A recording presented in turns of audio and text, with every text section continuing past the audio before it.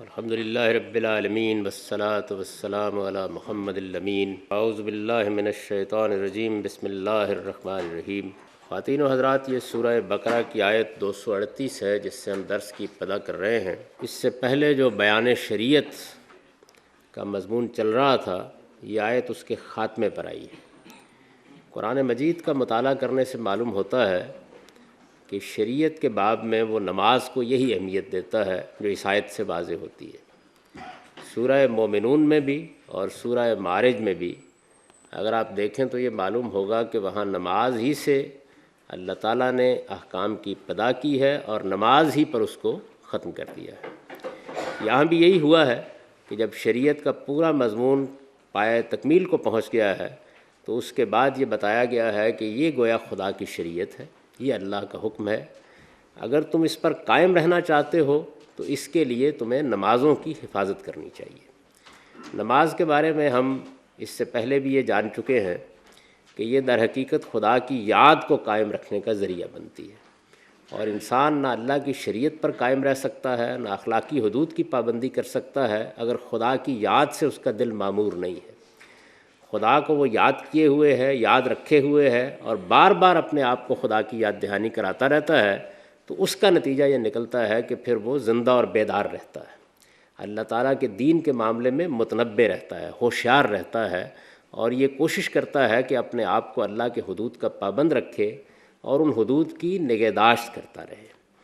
چنانچہ حدود کی نگہداشت کے لیے اللہ کی یاد کو قائم رکھنا اور اللہ کی یاد کو قائم رکھنے کے لیے نماز کا اہتمام کرنا، یہ قرآن کا خاص مضمون ہے۔ قرآن مجید نے جگہ جگہ اس حقیقت کو واضح کیا ہے کہ اللہ کی یاد کو قائم رکھنے کے لیے اس سے بہتر کوئی اور ذریعہ نہیں ہے، اور اللہ تعالیٰ نے اسی وجہ سے یہ 5 وقت فرض کر دی ہے تاکہ زندگی کے معمولات میں آدمی چند منٹ نکالتا رہے، اپنے پروردگار کے حضور میں حاضر ہو کر اپنی عرضداشت پیش کر کے، اپنے آپ کو یاد دہانی کرا کے، اور اس بات کا استحضار رکھتے ہوئے کہ میں اللہ کا بندہ ہوں، وہ میرا پروردگار ہے اور مجھے ایک دن اس کے حضور میں جواب دہ ہونا ہے، اس احساس کے ساتھ وہ زندگی بسر کرتا رہے۔ چنانچہ قرآن مجید نے یہاں بھی یہی کیا کہ جب شریعت کا باب اپنے پایہ تکمیل کو پہنچنے والا ہوا تو فرمایا کہ حافظوا علی الصلوات، یعنی یہ خدا کی شریعت تمہیں ہم نے بتا دی ہے، اس کے حدود واضح کر دیے ہیں، اس پر قائم رہنا چاہتے ہو تو اپنی نمازوں کی حفاظت کرو۔ نمازوں کی حفاظت کا مطلب یہ ہے کہ ہر طرح کی مشکلات، پرخطر حالات، جیسی بھی صورت ہو، ان میں ان کی حفاظت کی جائے۔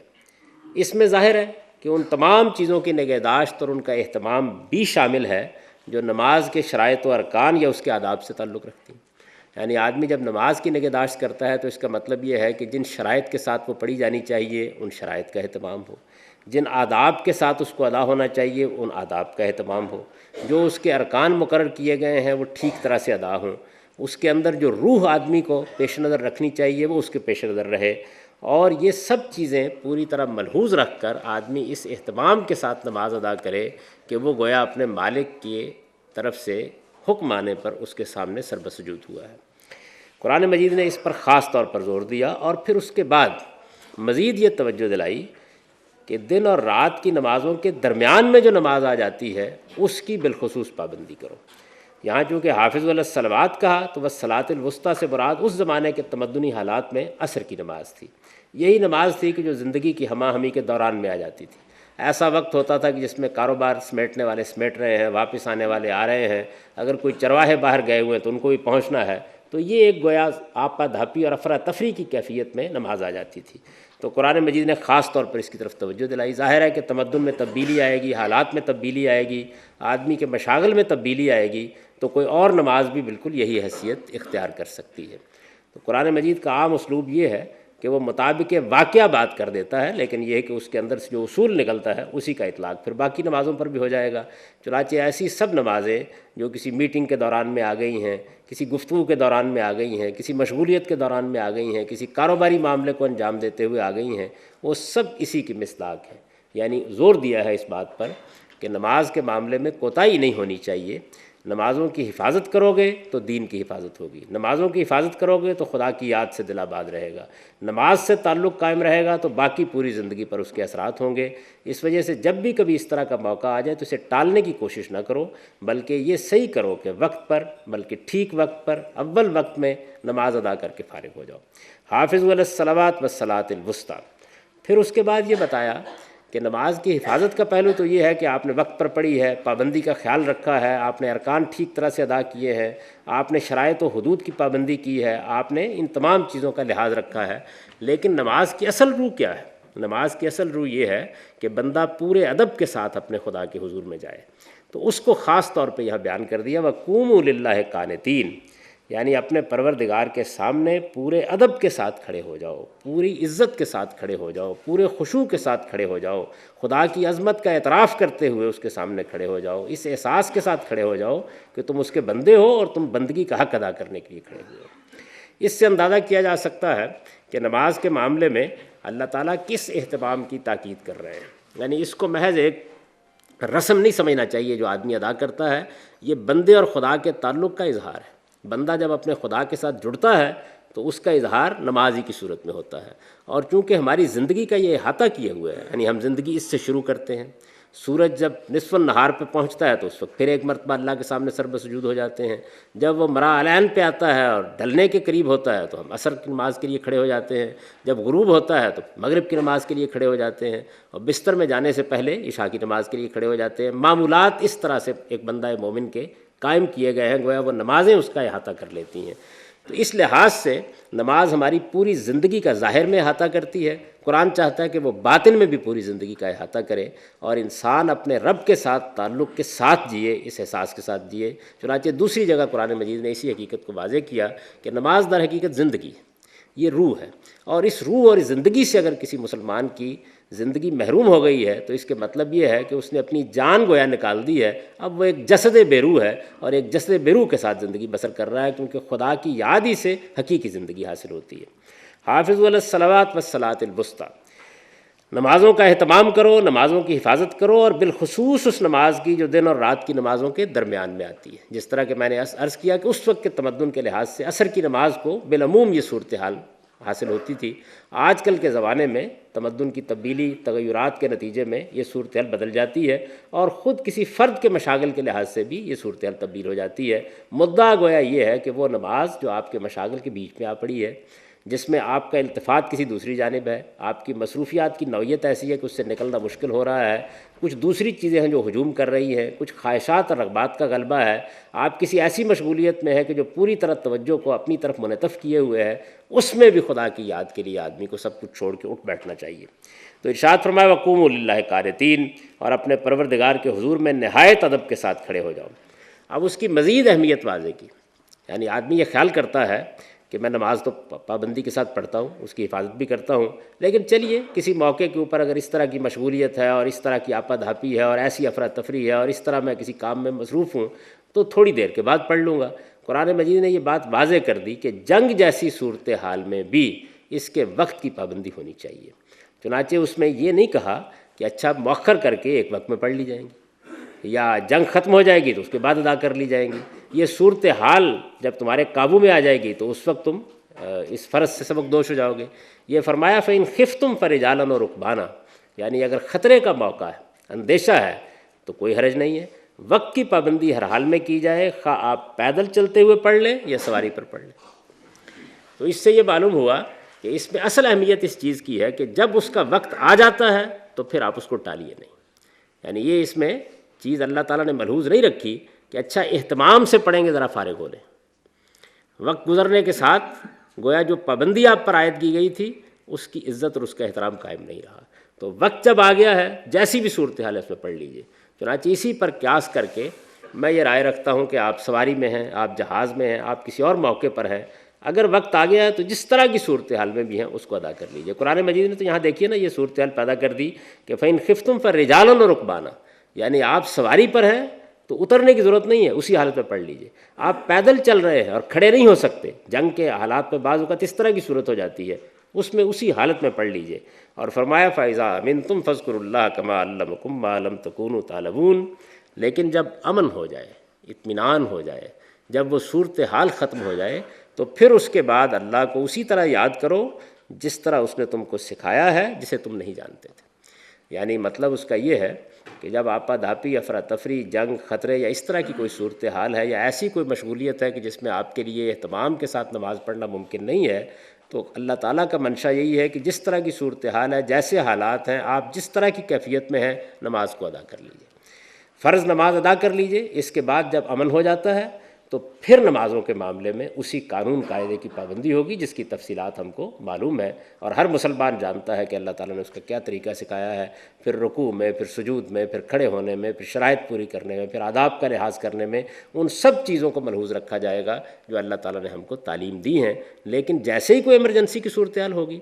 اس وقت پھر جیسی حالت ہے اسی میں نماز پڑھ لی جائے گی۔ تو اس کو بیان کر دیا۔ اس سے یہ بات بھی معلوم ہوئی کہ جو تعلیم نماز کے ارکان، آداب اور اس طرح کی چیزوں کی دی گئی ہے وہ سب اللہ ہی کی دی ہوئی ہے۔ یعنی ایسا نہیں ہے کہ نماز کے معاملے میں کسی دوسرے نے یہ ارکان و آداب مقرر کر دیے ہیں یا اللہ کے کسی پیغمبر نے اس کو اس طریقے سے طے کر دیا ہے، بلکہ اللہ تعالیٰ نے فرمایا کہ یہ سب میری ہدایت کے مطابق ہوا ہے، میں نے اس کا علم دیا ہے، میں نے اس کی تعلیم دی ہے، میں نے یہ سکھائے ہیں، اور یہ انبیاء علیہم السلام کے دین میں ہمیشہ سے اسی طرح رہے ہیں۔ تمام انبیاء کے دین میں نماز ایک لازمی جزو کی حیثیت رکھتی رہی ہے۔ اللہ کی شریعت کبھی نماز سے خالی نہیں ہوئی۔ نماز بندے کے اللہ کے ساتھ تعلق کا سب سے بہتر مظہر ہے، اور اس سے اچھا، اس سے بہتر، اس سے شاندار، اس سے موزوں کوئی اور مظہر نہیں ہو سکتا۔ چنانچہ ہر دین میں جب بھی وہ آیا ہے، اور ظاہر ہے کہ وہ اسلامی کی مختلف صورتیں رہی ہیں، اس میں یہ عبادت بھی اسی طریقے سے موجود رہی ہے اور اللہ نے اس کو سکھایا ہے۔ یہ باب مکمل ہو جانے کے بعد یہ معلوم ہوتا ہے کہ بعض چیزوں کی وضاحت ناگزیر تھی۔ پیچھے جو قانون بیان ہوا طلاق کا، اسی طرح سے بیویوں کی وفات کا، تو اس میں کچھ چیزوں کی وضاحت ضروری تھی، چنانچہ ایک ضمیمے کے طور پر یہ وضاحت اس کے ساتھ کر دی گئی ہے۔ اس سے پہلے کہ یہ باب ختم ہو تو چند باتیں اور واضح کی گئی۔ فرمایا والذین یتوفون منکم ویذرون ازواجا وصیۃ لازواجہم متاعا الی الحول غیر اخراج، کہ اوپر جو بیوہ اور مطلقہ کے بارے میں ہدایات تمہیں دی گئی ہیں، ان سے متعلق یہ وضاحت ضروری ہے کہ تم میں سے جو لوگ وفات پائیں اور اپنے پیچھے بیویاں چھوڑ رہے ہوں، وہ اپنی ان بیویوں کے لیے سال بھر کے نان و نفقے کی وصیت کر دیں۔ یہ اس لیے ضروری ہوا کہ ایک خاتون اگر بیوہ ہو گئی ہے اور اس طرح کی صورتحال میں بیوہ ہوئی ہے کہ اس کے پاس کوئی اور اسباب موجود نہیں ہیں، تو کیا اس کو اگلے دن گھر سے نکال دیا جائے گا؟ کیا صرف عدتی کی مدت میں اس کے نان و نفقے کا بندوبست کیا جائے گا، یا اس کے بعد بھی اس کو اس کا موقع میسر رہے گا کہ وہ اپنے لیے کچھ اہتمام کر لے، اگلی زندگی کا فیصلہ کر لے؟ تو ایک معقول مدت، ایک معقول مہلت اس کو شوہر کے گھر میں حاصل ہو جانی چاہیے۔ میں نے عرض کیا تھا کہ ہمارے ہاں تو اب صورتحال یہ ہے کہ دوسری شادی لوگوں کے لیے کوئی آسان چیز نہیں رہی۔ بیوہ بھی اگر ہمارے معاشرے میں شادی کرنا چاہتی ہے تو اس کے راستے میں بہت سی معاشرتی رکاوٹیں کھڑی کر دی گئی ہیں، لیکن اسلام جس علاقے میں آیا، عرب کی سرزمین میں، وہاں یہ صورتحال نہیں تھی۔ وہاں تو بہت جلد عورتیں دوسری شادی کر لیتی تھیں اور نہایت اطمینان کے ساتھ نئی زندگی شروع کر لیتی تھیں۔ اس وجہ سے یہ ہدایت ضروری ہوئی کہ اگر اس کو فیصلہ کرنا ہے، اس میں کچھ وقت لگے گا، ہو سکتا ہے کہ معاملات کے طے ہونے میں بھی کچھ وقت لگ جائے، آگے معاملات کو سمیٹنے میں بھی کچھ وقت لگ جائے، تو 1 سال کی مہلت عورت کو حاصل ہونی چاہیے۔ چنانچہ پورے 1 سال کے بارے میں یہ ہدایت کر دی کہ اس میں بیویوں کو نان و نفقہ بھی دیا جائے گا اور انہیں گھروں سے بھی نہیں نکالا جائے گا، وہ شوہری کے گھر میں رہیں گی اور ان کے تمام نان و نفقے کا بندوبست ان کی میراث میں سے کیا جائے گا۔ اس کی وصیت ان کو کر کے جانا چاہیے، بتا کے جانا چاہیے کہ یہ کام لازماً ہونا چاہیے، تاکہ بعد میں کوئی جھگڑا پیدا نہ کرے، بعد میں کوئی شخص اس معاملے میں میراث کے قانون کا نفاذ کر کے ان کو محروم نہ کرے۔ اگر یہ وصیت نہیں کی گئی تو یہ سارے معاملات ہو سکتے ہیں۔ تو ارشاد فرمایا کہ وصیت کر دیا۔ اللہ تعالیٰ نے خود ہی یہ حصہ کیوں نہیں مقرر کر دیا؟ اس لیے کہ حالات کے لحاظ سے اس کا تعین کرنا ممکن نہیں ہے۔ آدمی کے جتنے حالات ہوں گے، جیسی صورتحال ہوگی، جو اس کی معاشی صورتحال ہے، اس میں وہ یہ وصیت کرے گا، اور اس کو یہ بتا دینا چاہیے کہ میری بیوی کو یہ رقم، یہ معاملات اس طریقے سے ادا ہوتے رہنے چاہیے تاکہ وہ اطمینان کے ساتھ اپنا فیصلہ کر سکے۔ 2 اس میں باتیں کہی گئی، وصیۃ لازواجہم متاعا الی الحول، یعنی ایک تو سال بھر کے نان و نفقے کی مقدار متعین کر کے اس کو بتانا چاہیے کہ یہ میری بیوی کو دیا جاتا رہے گا،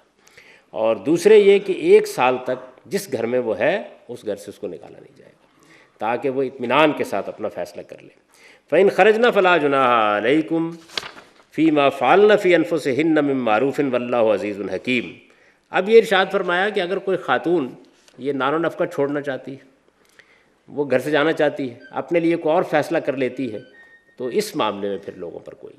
اس طرح کی پابندی نہیں ہے، یعنی ایسا نہیں کہ زبردستی اس کو رکھا جائے یا لازماً اس کے لیے سارا اہتمام کیا جائے۔ آپ وصیت کر لیں، اس کو قبول کرنا نہ کرنا یہ اس کا کام ہے۔ اگر وہ قبول کر لیتی ہے تو پھر اس کا حق ہے، لیکن اگر وہ اپنی مرضی سے کوئی اور فیصلہ کرنا چاہتی ہے، اپنے حالات کے لحاظ سے کوئی اور اقدام کرنا چاہتی ہے تو اس کو اس کا حق ہے۔ اس میں پھر لوگوں پر کوئی ذمہ داری نہیں ہے، نہ وارثوں پر کوئی ذمہ داری ہے، نہ معاشرے پر کوئی ذمہ داری ہے۔ اگر یہ سارا معاملہ دستور کے مطابق ہوا ہے اور اس میں کسی قانون کی خلاف ورزی نہیں کی گئی، کسی روایت کی خلاف ورزی نہیں کی گئی، تب اس کے بارے میں کوئی نکیر نہیں ہونی چاہیے۔ واللہ عزیز الحکیم، ارشاد فرمایا کہ یہ جتنے بھی احکام تم کو دیے جا رہے ہیں اور جیسی ہدایات بھی کی جا رہی ہیں، ظاہر ہے کہ یہ کمزور لوگوں کے لیے ہیں، ضعیف لوگوں کے لیے ہیں۔ عورتوں کا معاملہ بھی معاشروں کے اندر یہی رہتا ہے، وہ اپنے حقوق کی بعض اوقات نگہداشت نہیں کر سکتی، ان کا کوئی والی وارث بعض اوقات نہیں ہوتا، ایسی صورتحال نہیں ہوتی کہ کوئی ان کے حقوق کے لیے کوئی قانون کی جنگ لڑ سکے یا معاشرے کا دباؤ لوگوں پر قائم رکھ سکے۔ تو ارشاد فرمایا کہ معاملہ اس پروردگار کے ساتھ ہے جو زبردست بھی ہے اور حکیم بھی ہے۔ ان دونوں باتوں کو اس واسطے یاد دلا دیا کہ ایک تو یہ بات ذہن میں رہے کہ جس پروردگار کے ساتھ تم کو معاملہ پڑنا ہے، یہ سمجھ لو کہ ایک دن اس کے دربار میں تم کو جانا ہے، اور پھر وہ جب انتقام لے گا تمہاری کسی اس طرح کی غلطی کا، تم اندازہ نہیں کر سکتے کہ وہ کتنا زبردست ہے۔ اور یہ بھی بتا دیا کہ اس قانون کے معاملے میں مین میخ نکالنے کی کوشش نہ کرو، یہ ایک حکیم ہستی کا دیا ہوا قانون ہے۔ اس صاحب حکمت ہستی نے یہ ضابطے، یہ قانون انسانوں کی فلاح کے لیے، انسانوں کی بہبود کے لیے دیے ہیں۔ لہٰذا خدا کی حکمت کو بھی پیش نظر رکھو، اور یہ چیز بھی ملحوظ رکھو کہ اس پروردگار کے ساتھ معاملہ ہے جس کی بادشاہی زمین و آسمان پر قائم ہے، اور کوئی نہیں ہے کہ جو اس کا ہاتھ پکڑ سکے۔ وہ اگر تمہارے اوپر کوئی ذمہ داری ڈالے گا تو اس ذمہ داری کی پرسش بھی کرے گا، اور تمہیں بہرحال جب اس کے سامنے جانا ہے تو وہ دلوں کے حال سے واقف ہے، نیتوں اور محرکات سے واقف ہے، وہاں کوئی عذر نہیں پیش کر سکو گے، قانونی مشغافیاں وہاں کام نہیں آ سکیں گی۔ ایک زبردست اور حکیم ہستی سے تمہارا معاملہ ہے، اس کا لحاظ کر کے اس قانون پر عمل کرو۔ دوسری بات اس معاملے میں یہ فرمائی وَلِلْمُطَلَّقَاتِ مَتَاعٌ بِالْمَعْرُوفِ حَقًّا عَلَى الْمُتَّقِينَ، کہ جس طرح یہ وضاحت ضروری تھی، اسی طرح ایک اور وضاحت یہ ضروری ہے کہ متعلقہ عورتوں کو ہر حال میں دستور کے مطابق کچھ سامان زندگی دے کر رخصت کرنا چاہیے۔ یعنی آپ نے مہر دیا، وہ تو اس کا حق تھا،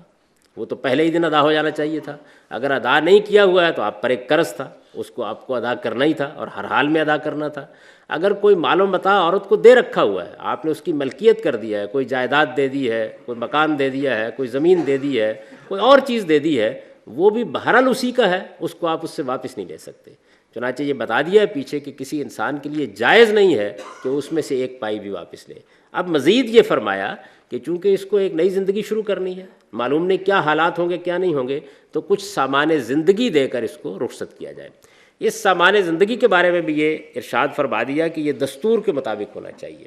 یعنی معاشرے کے اندر بعض اوقات ایسے رسوم، ایسی روایات ہوتی ہیں، برادریوں میں ہوتی ہیں، عرب میں بھی تھی، جن کی لوگ پابندی کر لیتے تھے۔ اگر ایسا نہیں ہے تو اس سے یہ بات نکلتی ہے کہ خود ریاست کا نظام بھی اس کے معاملے میں قانون سازی کر سکتا ہے، یعنی یہ بتایا جا سکتا ہے کہ کس طریقے سے یہ سارے معاملات ہوں۔ قرآن مجید نے اس کو حق کے واجب قرار دیا ہے، اور یہ بتایا ہے کہ ہر شخص کو اس حق کو ادا کرنا چاہیے اپنی استطاعت کے مطابق، اپنے حالات کے لحاظ سے۔ تو جیسے کہ میں نے عرض کیا، اس کے بارے میں قانون سازی بھی کی جا سکتی ہے۔ اس وجہ سے یہ خیال بالکل ٹھیک نہیں ہے کہ اسلام نے مرد پر طلاق کے بعد کوئی ذمہ داری نہیں ڈالی، یہ ذمہ داری طلاق کے بعد ہی ڈالی گئی ہے، البتہ اس کو متعین نہیں کیا گیا، اس وجہ سے کہ یہ خدا کی ابدی شریعت ہے۔ ہم جو قانون بناتے ہیں ہو سکتا ہے کہ کل اس کی غلطی واضح ہو جائے، ہم اس کو تبدیل کر دیں۔ اگر کوئی مخصوص رقم متعین کرتے ہیں تو وہ بھی حالات کے لحاظ سے تبدیلی کا تقاضا کرتی ہے، تو ایسا تو نہیں کیا گیا، لیکن یہ بات بتا دی گئی کہ سوسائٹی کے دستور رواج کے مطابق کچھ دے دلا کر رخصت کرنا چاہیے۔ اس دینے دلانے کی کئی نوعیتیں ہو سکتی ہیں۔ آپ نے ایک ہی وقت میں کچھ رقم دے دی ہے، کچھ روپیہ دے دیا ہے، کوئی جائیداد دے دی ہے، اس کے اخراجات کے لیے ایک اور اہتمام کر دیا ہے، یا یہ ہے کہ آپ نے کچھ وقت کے لیے ذمہ داری قبول کر لی ہے کہ آپ ماہانہ کوئی ادائیگی کرتے رہیں گے۔ اس طرح کے جتنے بھی معاملات ہیں ان کو سوسائٹی پر، دستور پر چھوڑ دیا گیا ہے۔ تاہم ہدایت کی گئی ہے کہ یہ ایک حق واجب ہے اور اس کو بھی ادا ہونا چاہیے۔ وَلِلْمُطَلَّقَاتِ مَتَاعٌ بِالْمَعْرُوفِ حَقًّا عَلَى الْمُتَّقِينَ، یعنی یہ حق ہے ان پر جو خدا سے ڈرنے والے ہوں۔ اگر بندہ خدا سے ڈرنے والا ہے اور اس کو یہ احساس ہے کہ اس کو ایک دن اپنے مالک کو منہ دکھانا ہے، تب اس کو اس حق کو بھی لازماً ادا کرنا ہے۔ كَذَلِكَ يُبَيِّنُ اللَّهُ لَكُمْ آيَاتِهِ لَعَلَّكُمْ تَعْقِلُونَ، فرمایا اللہ اسی طرح تمہارے لیے اپنی آیتوں کی وضاحت کرتا ہے تاکہ تم سمجھنے والے بنو۔ یعنی یہ بتا دیا کہ یہ جو قانون تمہیں دیا گیا ہے اس کی اس طریقے سے وضاحت کر دی گئی ہے کہ اب بھی اگر تمہیں کوئی تردد اس کے معاملے میں ہوتا ہے تو یہ چیز جو ہے یہ اس کی وضاحت کر دے، یہ معلوم ہو جائے تمہیں کہ کس کس پہلو سے اللہ تعالیٰ نے تمام چیزوں کا احاطہ کیا ہے، اور یہ بتایا ہے کہ جب طلاق کا معاملہ ہوتا ہے یا کسی عورت کے شوہر کی وفات کا معاملہ ہوتا ہے کیا مسائل پیدا ہوتے ہیں، ان مسائل میں کیا رویہ اختیار کرنا چاہیے، فرد کو کیا رویہ اختیار کرنا چاہیے، معاشرے کو کیا رویہ اختیار کرنا چاہیے، کیا ہدایات ہیں جو شریعت کے طور پر یا خدا کے ابدی حکم کے طور پر دے دی گئی ہیں، کیا اشارات ہیں جن کی بنیاد پر خود معاشرے اور ریاست کو قانون سازی کرتے رہنا چاہیے۔ تو اس طریقے سے گویا یوں سمجھ لیجئے کہ یہ پورا کا پورا باب عورتوں کے اس پہلو سے حقوق کی وضاحت کر دیتا ہے کہ جس سے یہ بات واضح ہو جاتی ہے کہ ایک اچھی سوسائٹی میں لوگوں کو خواتین کے ساتھ نکاح کے موقع پر اور علیحدگی کے موقع پر کن آداب اور کن حدود کا خیال رکھنا ہے۔ یہاں یہ بات بھی واضح طور پر سمجھ لینی چاہیے کہ جب طلاق ہوتی ہے بالخصوص تو اس میں کئی نفسیاتی عوامل ایسے شامل ہو جاتے ہیں کہ آدمی اس دل کی آمادگی کے ساتھ صورتحال کو کنٹرول میں نہیں رکھتا جس طرح کہ اس کو رکھنا چاہیے، اپنے اوپر بھی اس طرح کنٹرول نہیں ہوتا، بعض اوقات انتقام کے جذبات ہوتے ہیں، برافروختہ ہو جاتا ہے آدمی، ایک خاص طرح کی انگیخت جذبات میں ہو جاتی ہے، گرد و پیش کا ماحول بھی خرابی پیدا کرنے کی کوشش کرتا ہے۔ تو جب بھی کبھی خدا نخواستہ ایسی صورتحال پیدا ہو جائے تو قرآن مجید کے اس مقام کو نکال کر بہت اچھی طرح پڑھ لینا چاہیے، یعنی اس سے کم آدمی کو یہ احساس ہوگا کہ اس کا پروردگار کیا چاہتا ہے۔ اپنے جذبات، اپنے تعصبات، اس وقت کے ایک انتقام کی ذہنیت ممکن ہے کہ آدمی کو شیطان کے راستے پر لے جائے، تو اللہ تعالیٰ سے پناہ بھی مانگنی چاہیے کہ وہ شیطان کے نزغ سے اور شیطان کی ترغیبات سے انسان کو نجات دلائے رکھے، اور یہ بھی سمجھنا چاہیے کہ یہاں قانون خداوندی کا منشا کیا ہے۔ صاف یہ معلوم ہوتا ہے کہ اس میں اصل چیز عورتوں کے حقوق کی حفاظت ہے، ان کے تحفظ کے لیے اللہ تعالیٰ نے مردوں کو نصیحتیں کی ہیں، ان کو ان کی ذمہ داریوں کا احساس دلایا ہے، لیکن مردوں کو چونکہ یہ اقدام کرنا ہے اور ذمہ داریاں تمام تر ان پر ہیں، تو ان کو یہ بتایا گیا ہے کہ تم اپنی اس فضیلت کو مت بھولو، یہ احساس کرو کہ شوہر کی حیثیت سے تمہارا کیا تعلق رہا ہے، اب اس تعلق کو توڑ رہے ہو تو اس کے کیا آداب و حدود ہیں، دنیا سے رخصت ہو رہے ہو تو تمہارے اوپر کیا ذمہ داریاں عائد ہوتی ہیں۔ گویا ہر پہلو سے احاطہ کر کے یہ بتا دیا ہے کہ ایک شریف النفس انسان کو ایسے موقعوں پر کیا کرنا چاہیے، اور یہ بات بار بار آپ نے دیکھا ہوگا کہ واضح کر دی ہے کہ اللہ تعالیٰ ہے جس نے یہ قانون دیا ہے، اور اللہ تعالیٰ کون ہے؟ وہ عزیز ہے، وہ حکیم ہے،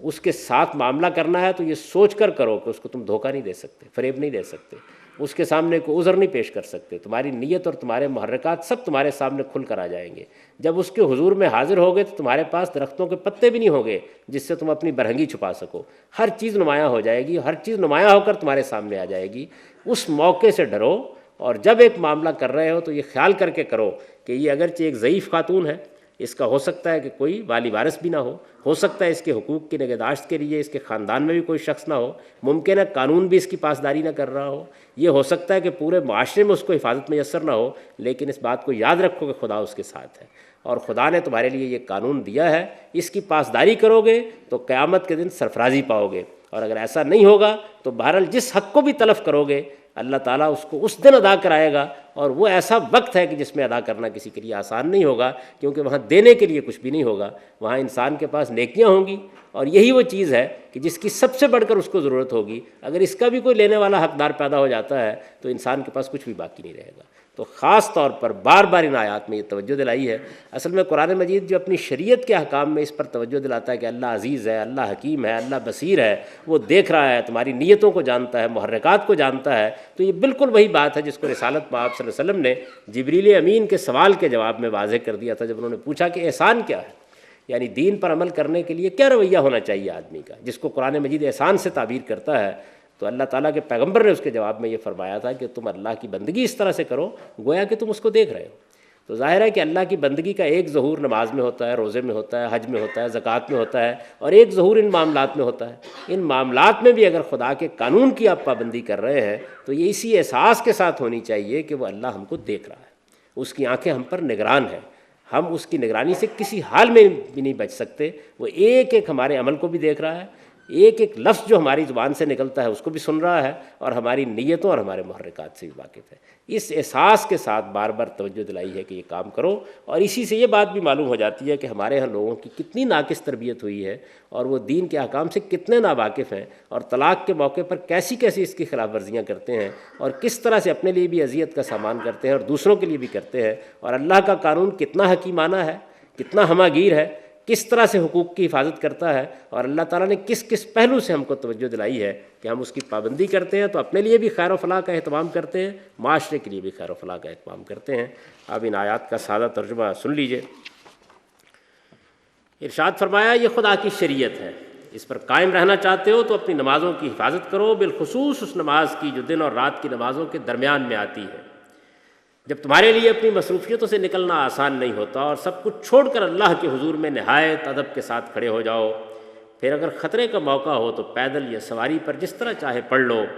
لیکن جب امن ہو جائے تو اللہ کو اسی طریقے سے یاد کرو جو اس نے تمہیں سکھایا ہے، جسے تم نہیں جانتے تھے۔ اور ہاں، بیوہ اور مطلقہ کے بارے میں جو ہدایات تمہیں دی گئی ہیں ان سے متعلق یہ وضاحت ضروری ہے کہ تم میں سے جو لوگ وفات پا جائیں اور اپنے پیچھے بیویاں چھوڑ رہے ہوں، وہ اپنی ان بیویوں کے لیے سال بھر کے نان و نفقے کی وصیت کر جائے، اور یہ بھی کہ اس عرصے میں انہیں گھر سے نہ نکالا جائے، لیکن وہ خود گھر چھوڑ دیں تو جو کچھ دستور کے مطابق وہ اپنے معاملے میں کریں اس کا تم پر کوئی گناہ نہیں ہے، یہ اللہ کا قانون ہے، اور جان لو کہ اللہ زبردست ہے، وہ بڑی حکمت والا ہے۔ اور اسی طرح یہ وضاحت بھی ضروری ہے کہ متعلقہ عورتوں کو ہر حال میں دستور کے مطابق کچھ سامان زندگی دیکھ کر رخصت کرنا چاہیے، یہ حق ہے ان پر جو خدا سے ڈرنے والے ہوں۔ اللہ اسی طرح تمہارے لیے اپنی آیتوں کی وضاحت کرتا ہے تاکہ تم سمجھنے والے بنو۔ اقول قولی ھذا واستغفر اللہ۔